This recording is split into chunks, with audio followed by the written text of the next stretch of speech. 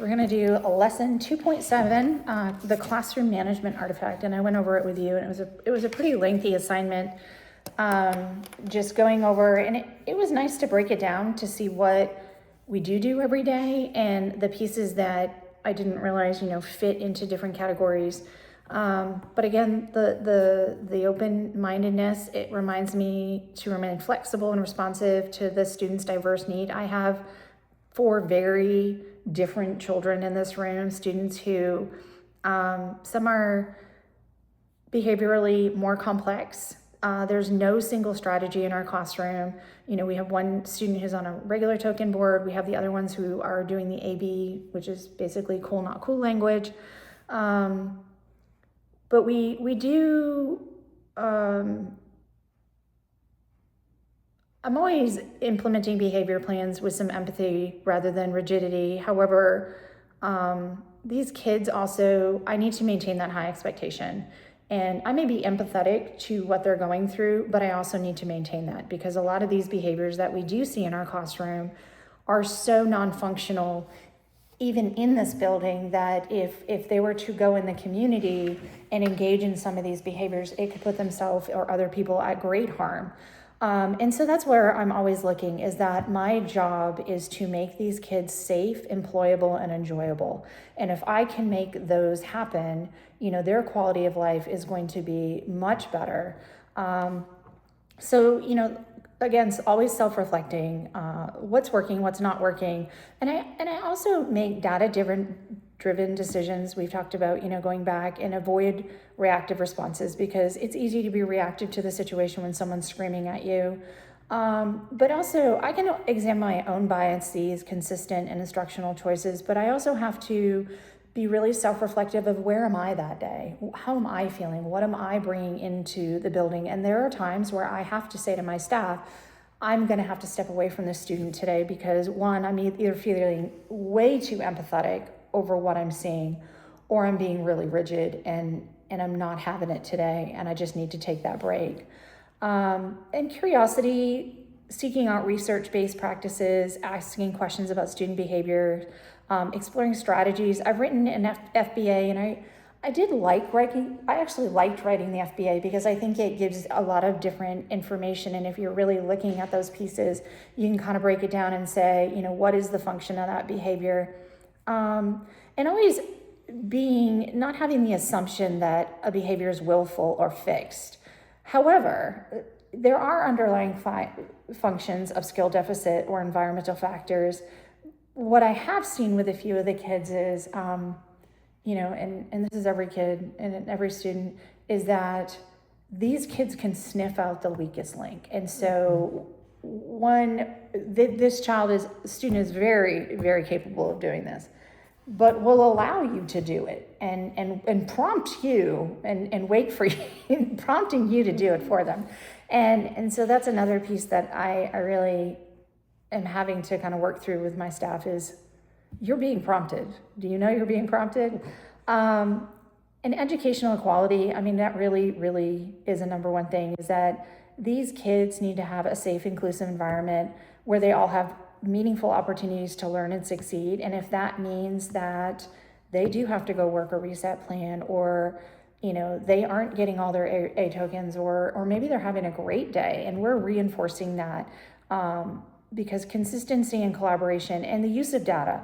And you talked about the data before. One of the other things that I also like to do is I try to keep track of who worked with that kid that day. Because if this kid has got an 85, but then I work with them and they have a 53, are our expectations different? Like, am I saying, if this kid is getting up and getting out of their area, well, they're not following first request, that's out of area, and that's not having a calm body. Are we consistently tracking the data across the board? Or is it the fact that this kid really doesn't like me? And that's okay too. Not everybody's gonna like me. So I really had to think about the SMART goal, and we have gotten so many new staff this year, and it's just been this ever evolving door. But I will train my educational assistants to consistently implement classroom behavior supports, including AB choice language, reinforcement systems, and response strategies. And I'm still struggling with this goal because one, it's really hard to find time during the day to sit down And you want to be careful in a situation when that staff member is prompting a kid through a situation such as screaming, biting, hitting the table, that you don't want to jump in, because now that student is going to become, they're looking for you. And we don't always have enough time at the end of the day to go back over those and say, hey, this is what I saw. This is the language I might put in there, and learn those scripts. But also, less is more.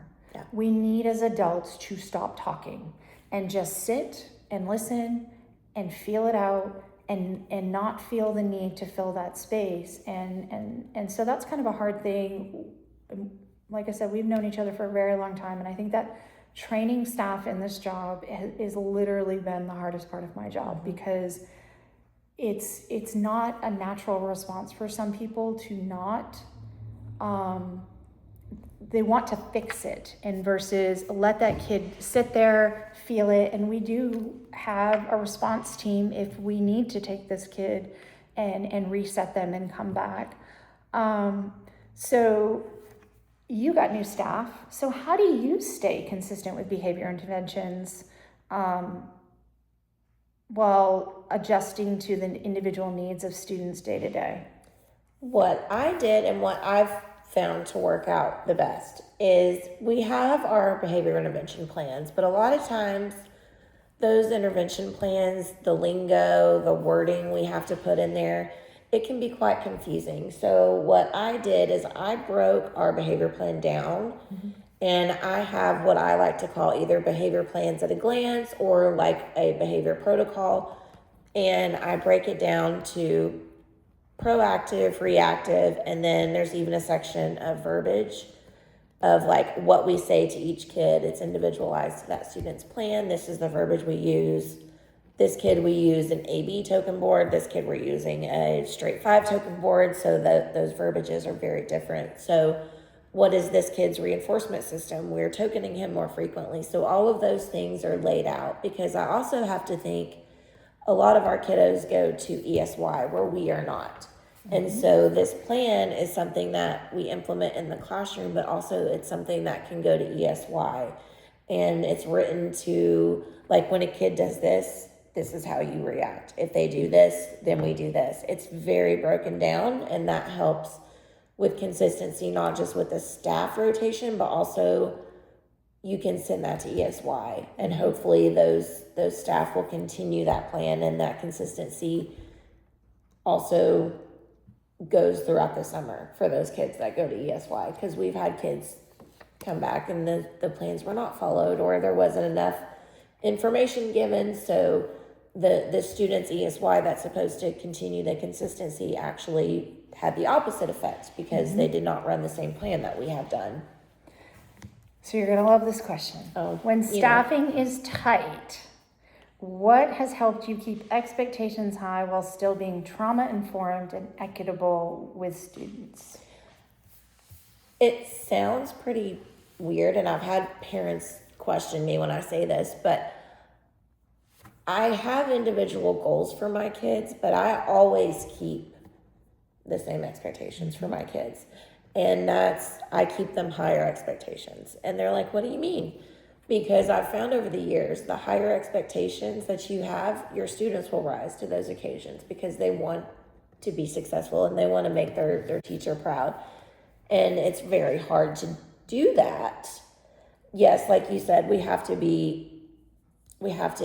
think about what they're going through, but at the same time, other people, life is not always going to be super kind to them. So we can't just baby them through life. We have to really make sure that even though they may be going through something, we have to give them the tools to get through the situation and not just baby them, because then we're setting them up for failure when they get to high school, middle school. Down the hall. Down the hall. Down the hall.